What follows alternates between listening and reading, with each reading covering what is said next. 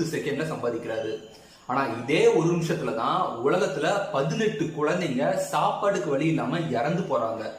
இதுதான் உலகத்தோட இயல்பு. ரெண்டாவது நம்ம பார்க்க போற விஷயம் என்னன்னா, ஃபாரஸ்ட்ல ஒரு நிமிஷம் 60 செகண்ட்ல 2040 மரங்கள் வெட்டப்படுது. இது ரொம்ப கொடுமையான விஷயம். ஸோ இதனாலதான் குளோபல் வார்மிங் இன்க்ரீஸ் ஆகிட்டே இருக்குது.